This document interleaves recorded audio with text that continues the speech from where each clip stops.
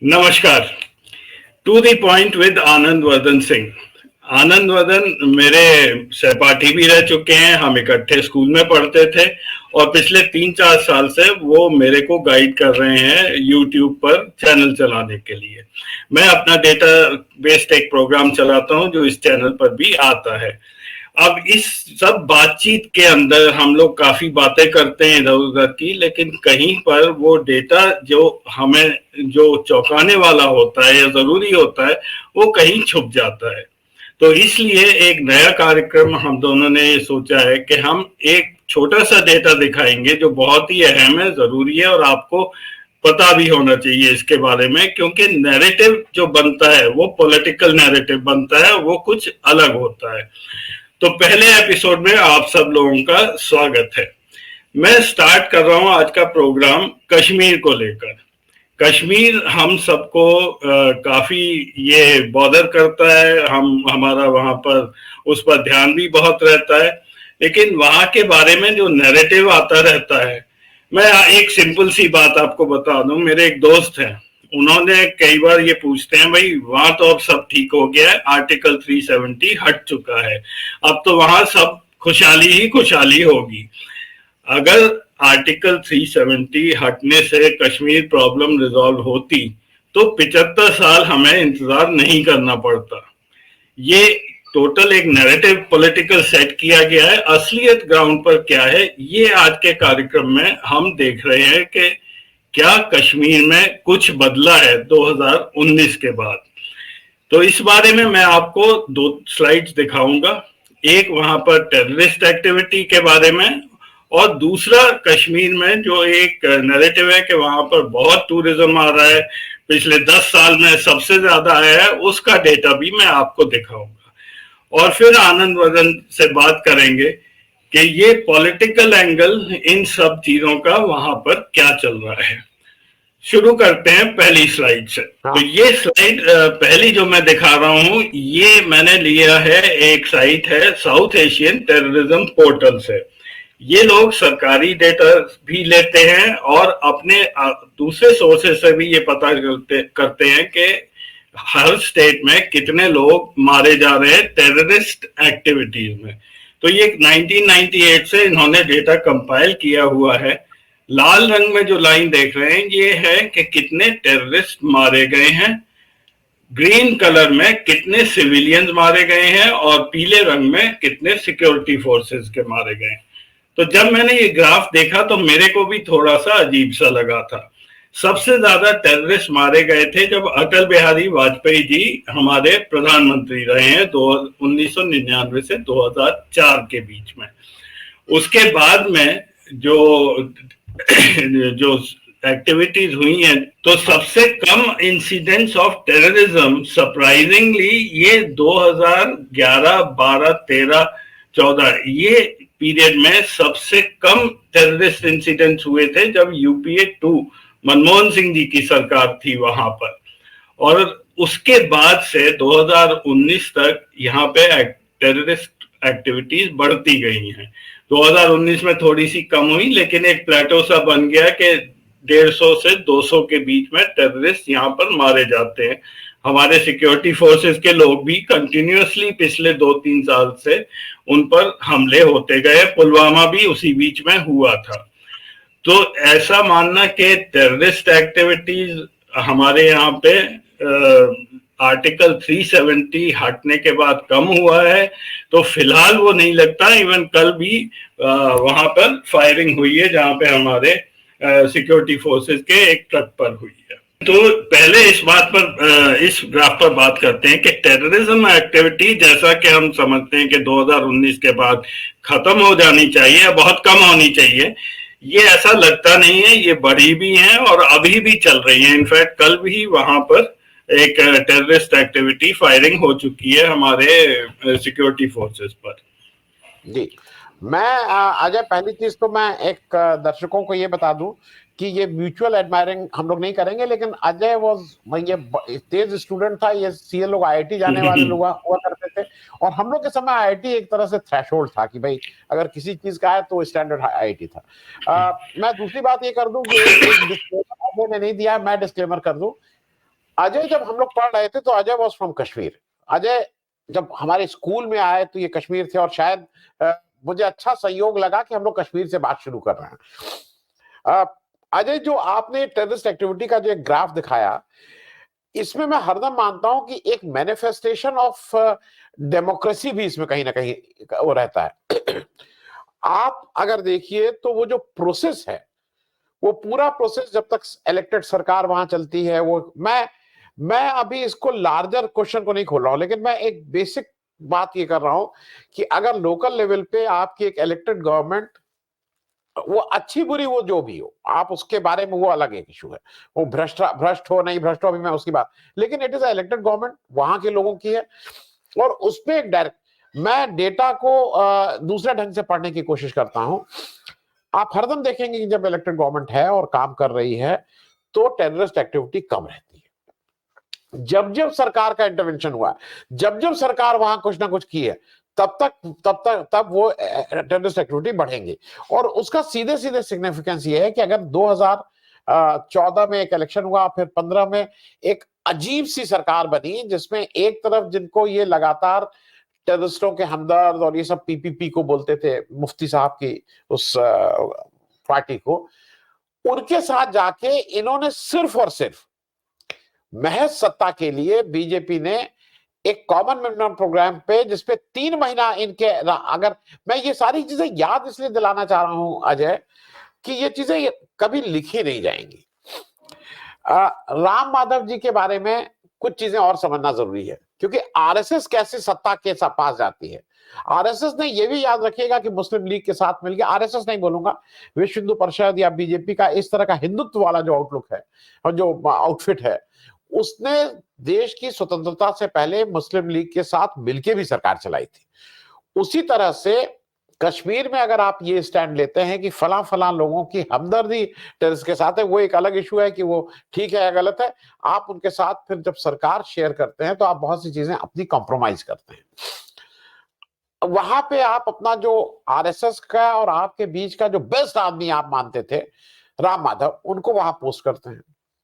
राम माधव जी का अल्टीमेटली क्या एक्सपोजर होता है? उनका एक्सपोजर सतपाल मलिक करते हैं, जो वहां के गवर्नर रहते हैं, कि वो रिलायंस की और भी लोगों की फाइलें लेके इनके पास आए थे कि अगर आप इन फाइलों को क्लियर कर दिए तो 100 करोड़ रुपए के घूस की पेशकश हुई थी। ये गवर्नर ने आरोप लगाए हैं, मेरा ये आरोप नहीं है। और ये बात मैं इसलिए कह रहा हूं, इन सब चीजों में एक रिलेशनशिप है। आज वहां पे अगर ज्यादा टेररिज्म एक्टिविटी दिखाई दे रही है, ज्यादा सिक्योरिटी फोर्सेस को के ऊपर अटैक हो रहा है, तो अगर एक गुजरात में बैठे हुए पटेल साहब, जिनका ना कोई सिर ना पैर, और वो पटेल जी बिल्कुल आइडेंटिफाइड वो पटेल हैं, वो अगर जाके यहां बताते हैं कि कैसे होगा और टूरिज्म डेवलप करेंगे, इंडस्ट्री करेंगे, सरकार की तरफ से वो वीआईपी सुरक्षा, जेड सिक्योरिटी और क्या क्या करके, अब वो कह रहे हैं कि नहीं नहीं वो तो कोई इम्पोस्टर था, वो असली आदमी नहीं था। इम्पोस्टर ऐसा कर सकता है? ये तो अजय, ये माखौल उड़ाने वाली बात है। और अगर एक कोई इम्पोस्टर इस तरह से खुलेआम घूम रहा है, तो इस देश के शीर्ष पे बैठे हुए 2-4 जो लोग इसके लिए, मतलब जो हुआ रिस्पॉन्सिबल फॉर दिस, उनको तो सिर्फ रिजाइन ही नहीं करना चाहिए, उनको ऊपर मुकदमा चलना चाहिए, उनको जेल में डालना चाहिए। तो मेरा सिर्फ ये मानना है कि टेररिस्ट एक्टिविटी और पॉलिटिकल प्रोसेस के बीच में आपको संवाद करना पड़ेगा। क्योंकि मैं उस परंपरा से आता हूं, मैं जॉर्ज फर्नांडिस के साथ रहा 89 में, जब जनता दल की सरकार आई और जॉर्ज साहब को शुरू में वहां कश्मीर मामलों का मंत्री बनाया गया, तो जॉर्ज बहैसियत cabinet minister of central government वहां जब जाते थे, तो वो कई बार ऐसा हुआ, 1-2 बार नहीं, कि वो उन अब उस समय उसका नाम आप आतंकवादी बोलिए, एक्सट्रीमिस्ट बोलिए, उसको अलग अलग ढंग से अपने अपने लिहाज से, क्योंकि आप कौन सा चश्मा कौन से नंबर का लगाए हुए हैं उसके हिसाब से डिफरेंट करता है। लेकिन ऐसे सारे लोग जो जिनको हथियार यूज करते थे, उनसे भी बात करते थे, क्योंकि जॉर्ज साहब का ये मानना था कि बिना संवाद के आपको अगर ये डेडलॉक खोलना है तो आपको संवाद करना पड़ेगा। और आज मुझे जो सबसे बड़ी आज दिक्कत इस सरकार की, यहां संवाद नहीं होता है, कोई संवाद नहीं है, वन वे कम्युनिकेशन है। हमने कह दिया सब कश्मीर में अच्छा, सब अच्छा, लेकिन आप अगर संवाद नहीं रखोगे तो कश्मीर के बारे में आप बार बार कहोगे कि हम पीओके ले आएंगे। अरे भाई, आप पीओके ले आइए, कुछ ले आइए, पहले अपना जो आपके पास कश्मीर है उसमें, जिसको कहते हैं जमहूरियत कहते हैं, डेमोक्रेसी कहते हैं, उसको तो बहाल करिए। Let the will of the people be there. लोगों को अपना अपना चुनने का, वो अच्छा बुरा जो है वो हक उनको पहले दे दीजिए, उसके बाद किसी दूसरी बात करिए। अजय, ये 2019 में जब ये हमारा आर्टिकल 370 हटाया था, तो स्टेट को डिवाइड भी कर दिया गया, 2 यूनियन टेरिटरीज बना दी गई, एक JNK, दूसरा लद्दाख। अब मेरे हिसाब से ये कोई बैलेंस्ड पॉलिटिकल मूव नहीं था, क्योंकि हमारा क्लेम हमेशा से पाकिस्तान से रहा है कश्मीर के ऊपर। हमने ही कश्मीर के 2 हिस्से कर दिए हैं, अलग कर दिया है। और लद्दाख बिल्कुल, खैर पॉपुलेशन भी वहां कम है, लेकिन वहां पे चाइनीज, वहां पे इंटरफेरेंस बहुत ज्यादा है। वहां पे हम लोगों ने अपनी जमीन भी गवा दी है चाइनीज को। कश्मीर का मुद्दा अलग है। हमारे गृह मंत्री कितनी बार कश्मीर गए हैं। इधर राहुल गांधी ने तो यात्रा कर ली, वो जाके वहां पे उन्होंने भाषण भी दे दिया लाल चौक पे। अमित शाह क्या कर सकते हैं? आज हम कहते हैं कश्मीर बिल्कुल ठीक है, क्या वो वहां जा सकते हैं? एक खुले सड़क पर चल के भाषण दे सकते हैं? अभी भी पिछले हफ्ते उनको जाना था, उन्होंने फिर से कैंसिल कर दिया है। एक और, ये सोशल मीडिया पर एक और रहता है कि कश्मीर ठीक हो गया है, अब हम शारदा पीठ हमने ले लिया है। ये शारदा पीठ का मंदिर हमने लिया नहीं है, हमने एक जगह शारदा पीठ का रेप्लिका बनाया है और उसका इनॉग्रेशन अमित शाह ने बैठ के वर्चुअली किया था। शारदा पीठ का जो एक्चुअल टेम्पल है वहां तो बात ही नहीं कर रहे। अगर आप ठीक है तो आप मांगिए पाकिस्तान से कि शारदा पीठ का हमें एक्सेस दीजिए। आपने करतारपुर कॉरिडोर बनाया है, उधर भी बनवा सकते हैं अगर हालात इतने ठीक थे, तो वो नहीं हो रहा है। तो मेरा प्रश्न यही है कि ये JNK का जो डिवीजन है, ये शॉर्ट और लॉन्ग टर्म में कितना हमारा फायदा या नुकसान करेगा? अजय, 2 चीजें थी। मान लीजिए थोड़ी देर के लिए सरकार की बात मान भी लें कि मेरे हिसाब से JNK का आपने डिवीजन ही नहीं किया, आपने JNK के लोगों की बेइज्जती की। बेइज्जती किस लिए की मैं वो बताता हूं। आपको लगता था कि किसी भी एडमिनिस्ट्रेटिव कारणों से 2 डिवीजन होने चाहिए, लद्दाख अलग अलग कर देते। उसकी जो स्टेटहुड आपने छीनी, मतलब एक व्यक्ति जो एक यूनिवर्सिटी में पढ़ता है उसको आपने कहा नहीं, अब कॉलेज में जाओ, तुम्हारा आज से यूनिवर्सिटी का स्टेटस खत्म, अब तुम कॉलेज हो गए। और आप कश्मीर के एवरेज कश्मीर से बात कर लीजिए। मैं अभी फिर कश्मीर जा रहा हूं। मैं शायद 19 को नहीं 18 को मैं कश्मीर रहूंगा, जम्मू रहूंगा। वहां के लोग इससे बहुत आहत हैं और ये एक कश्मीर की उस साइकी पे है कि भाई तुम्हें हमने डाउन साइज कर दिया। किस लिए किया गया अब तो बिल्कुल साफ आ रहा है। सतपाल मलिक भी, मतलब मैं कह रहा हूं वो साफ इसलिए किया गया कि इनको डर ये था कि अगर स्टेट गवर्नमेंट कहीं रह गई तो स्टेट गवर्नमेंट ये जिस तरह से जो नए नए तरह के वहां पे जारी कर रहे थे हुक्म, उसको हो सकता है ना माने। तो इसको इसलिए इन्होंने यूनियन टेरिटरी करके लेफ्टिनेंट गवर्नर के पास सारी ताकत ले आके ये कर दिया था। आप शॉर्ट टर्म में अपना पॉलिटिकल उल्लू सीधा करने के लिए तो कर सकते हैं, लेकिन इन सारे डिसीजंस की देश को कीमत चुकानी पड़ती है। जो ये बार बार कहा जा रहा है, सुप्रीम कोर्ट तक ने कहा है, आज सुप्रीम कोर्ट ने कहा है कि आप उनकी पहले स्टेटस वापस करिए। आप तो वहां पे ये हलफनामा दे रहे हैं 2019 लगातार हर फोरम पे ये कहना कि हम बहुत अच्छा है, अमन चैन है, UN में जाके कहना, G20 में कहना कि देखिए मैंने वहां पे टूरिज्म मिनिस्टर्स की कॉन्फ्रेंस की थी। लेकिन आज 5 साल बाद भी आप इलेक्शन नहीं करा रहे हैं। पहली चीज, आप कश्मीर पे लगातार झूठ बोल रहे हैं कि आप ये कह रहे हैं कि नहीं जब स्थिति ठीक हो जाएगी तो हम उसको स्टेटहुड दे देंगे। आज सुप्रीम कोर्ट कह रहा है कि सितंबर से पहले आप वहां का इलेक्शन कराइए। मैं एक बात और अजय इसलिए कह दूं, जो तुम बात कह रहे थे ना शारदा देवी पीठ की, शारदा देवी पीठ ही नहीं, वो जो कैलाश था, उस कैलाश में जब 2020 में हमारे और चीन के बीच थोड़ी खींचतान हुई और वो हुआ, तो आप किसी फौज वाले से पूछ लीजिए, स्ट्रेटेजिकली हम लोग बेटर प्लेस पे अपने को लोकेट कर लिए थे कैलाश पे, क्योंकि कैलाश पे लोकेट हो जाने के बाद हम उनकी बहुत से जो स्ट्रेटेजिकली इंपॉर्टेंट चीजें थी उस पर नजर रख रहे थे। लेकिन चीन के साथ मालूम नहीं हम बार्गेनिंग में ये क्यों करते हैं, इसका एक कहीं कोई कारण व्यवसायिक है, व्यापारिक है, ये नहीं पता। जब नेगोशिएशन हुए तो हमारे पास बहुत ही बड़ी स्ट्रॉन्ग स्ट्रेंथ थी कैलाश पे, जो हमारा एडवांटेज थी वो हमने फोरगो किया, और इन रिटर्न कश्मीर को, इन रिटर्न हमने चीन को बहुत कुछ दे दिया। जो हमारे पेट्रोलिंग जोन थे उसको हमने बफर जोन बना दिया। हमारा जो मेजर शैतान सिंह का स्मारक था, जिसपे मतलब वो स्मारक था, उसको हमने बफर जोन बना दिया, स्मारक को हम पीछे ले आए।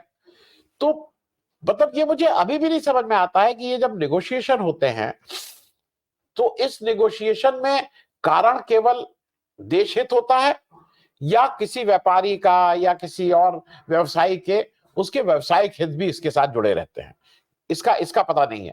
लेकिन आज की तारीख में कश्मीरियों के लिए सबसे बड़ी चीज यह है कि उनको आपने उनकी स्टेटहुड ले ली है, और आप पहले उनका स्टेटहुड वापस करिए और फिर कोई प्रोसेस की बात की जा सकती है। आनंद, अब बस चलते हुए एक ग्राफ और मैं दिखाऊंगा जिसमें मैं आपको टूरिज्म का कुछ यहाँ पे खुलासा दे रहा हूँ कि हमेशा ये बोला जाता है कि वहां पे बहुत टूरिज्म हो रहा है और बड़े लोग आ रहे हैं। तो ये मैं ग्राफ आपको दिखाता हूं जिसमें ये पता चलेगा कि टूरिज्म एक्चुअली 2017 के बाद से लगातार कम होता जा रहा है। 2019 में तो कोरोना आया था, वो अलग बात थी, लेकिन नंबर ऑफ टूरिस्ट वहां आना 2017 के बाद से कम हो चुके थे। तो ये ग्राफ अगर आप देखेंगे तो इसमें 2010, 11, 12, फिर से मैं कह रहा हूं यूपीए के टाइम में, यूपीए 2 के टाइम में कश्मीर के हालत सुधर चुके थे, और जिसका फायदा बीजेपी सरकार ने उठाया था उस समय।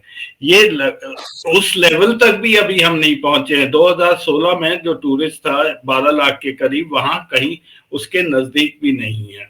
और ये जो आंकड़े हमारे गवर्नर साहब, लेफ्टिनेंट गवर्नर देते रहते हैं कि 1 करोड़ के ऊपर हो गया, ये उसमें जो वहां पे श्रद्धालु जाते हैं वैष्णो देवी, जो पिलग्रिमेज वाले लोग हैं, उनकी संख्या जोड़ के वो कभी कभी वो टूरिज्म का खुलासा कर देते हैं कि यहाँ बढ़ रहा है। फॉरेन टूरिस्ट अगर आप देखेंगे नीचे ये येलो लाइन है, ये ऑलमोस्ट फ्लैट है, ऐसा कोई फॉरेन टूरिस्ट वहां पे भी नहीं आ रहा है। और तो अगर आप इसको टूरिस्ट जो इंसिडेंट्स हैं टेररिज्म से उससे कोरिलेट करेंगे तो ये साफ है कि जहां जब इंसिडेंट्स बढ़ते हैं तो टूरिस्ट वहां जाने कम हो जाते हैं, और फिलहाल वही स्थिति आ चुकी है, हमारे टूरिस्ट भी कम होते जा रहे हैं। तो इसके बारे में क्या व्यू क्या है आपका? नहीं अजय, देखिए 2-3 चीजें हो गई हैं। अब मैं इसको ये भी देखता हूं, आप कहीं भी चले जाइए खूब टूरिस्ट हो रहे हैं, लेकिन देश ने भी, हम अब 140 करोड़ की आबादी वाले देश हो गए हैं। इस 140 करोड़ की आबादी वाले देश में मतलब मैं एक ऐसी फिगर आपको दे रहा हूं, 7% लोगों के पास ही पासपोर्ट है। उस 7% लोगों के पास केवल पासपोर्ट है, और उसमें मतलब टोटल देश का 1% व्यक्ति ही कभी विदेश आता जाता है। लेकिन आप हर चीज को किसी और चीज से जोड़ते हैं। आज मालदीव्स नहीं जाने के लिए देश के 32% लोगों ने कहा है कि हम मालदीव्स नहीं जाएंगे। 7% के पास पासपोर्ट है, 32% कह रहे हैं हम नहीं जाएंगे। कुछ उसी तरह की फिगर आप अगर जम्मू कश्मीर में दिखा के, वो वैष्णो देवी के टूरिस्ट हो या अमरनाथ यात्री हो, अगर इनको आप इसमें क्लब करेंगे तो ईमानदारी ये होती कि आप पुराने उसमें उसको भी क्लब करते। मतलब जो आप पुराने में तो उसको क्लब नहीं कर रहे हैं, तो आंकड़े में अगर ईमानदारी नहीं रहेगी तो आप किससे झूठ बोल रहे हैं? मुझे कभी कभी अजय ये लगता है कि मान लीजिए मैं और आप बात कर रहे हैं, हम और आप अगर किसी एक कॉमन उस पर ईमानदार और ट्रांसपेरेंट नहीं रहेंगे और हम चाहते हैं कि हमारा ये चैनल बढ़े, तो ये चैनल नहीं बढ़ सकता है। It is out of question. तो अगर ये सारे लोग टूरिज्म में ये दिखा के कि बहुत अच्छा टूरिज्म हो रहा है, फॉरेन टूरिस्ट आपके यहाँ नहीं आ रहा है, नंबर 1, और वो नहीं आ रहा है, मुझे उसमें फॉरेन एक्सचेंज की अर्निंग से ज्यादा एक चीज होती है कि आपकी बदनामी हो रही है बाहर। एक ऐसा डेस्टिनेशन जिसको आप दुनिया का स्वर्ग कहते थे, जिसको मालूम नहीं क्या, और सुंदर है भी, मतलब इसमें कहीं कोई डाउट नहीं है, उसको अगर आप नहीं बेच पा रहे हैं, अगर कश्मीर को आप दुनिया में नहीं बेच पा रहे हैं, तो इसका मतलब आप बेस्ट ऑफ चीजें अगर बेस्ट ऑफ को नहीं बेच पा रहे हैं तो आप वर्स्ट ऑफ चीजों को क्या बेचेंगे? आप वही हिंदू हिंदू करके आप अपना हिंदू टूरिज्म। दिक्कत एक और चीज हुई, एक चेंज और मैं करके खत्म करूंगा अजय, कि अब जो हम लोग धार्मिक यात्राएं करते थे, आप भी जाते होंगे, मैं भी जाता था, बद्रीनाथ गए, केदारनाथ गए, वैष्णो देवी गए, ये हमारी धार्मिक यात्राएं होती थी, ये टूरिज्म नहीं था, इट वॉज नॉट टूरिज्म। अब हमारे यहाँ टूरिज्म, ये जो धार्मिक चीजें हैं उसको टूरिज्म बोला जा रहा है, उसको कॉरिडोर बनाया जा रहा है। मतलब ये जो एक धार्मिक व्यक्ति को टूरिस्ट के रूप में आप कन्वर्ट कर रहे हैं, तो मुझे ऐसा लगता है कि आप धर्म के साथ भी अन्याय कर रहे हैं और आप टूरिज्म के साथ भी अन्याय कर रहे हैं, क्योंकि ना वो धार्मिक व्यक्ति रह पा रहा है, ना वो ठीक से टूरिस्ट रह पा रहा है। तो इस चीज में अभी जो स्थिति है, अगर सरकार जल्दी ध्यान दे दे तो हम सब लोगों के लिए अच्छा है, नहीं तो जैसे देश चल रहा है, जिस तरह से चल रहा है, वो उसका भुगतान आने वाली पीढ़ी करेगी। देश हित में है नहीं ये। जी आनंद, बस ये देखना है कि ये इलेक्शन होता है या नहीं होता है, और कब होता है, और कौन जीतेगा नहीं जीतेगा, इसी का अब इंतजार है हम लोगों को। तो thank you very much, thank you very much for joining. अगले हफ्ते फिर मिलेंगे। धन्यवाद। Thank you Ajay.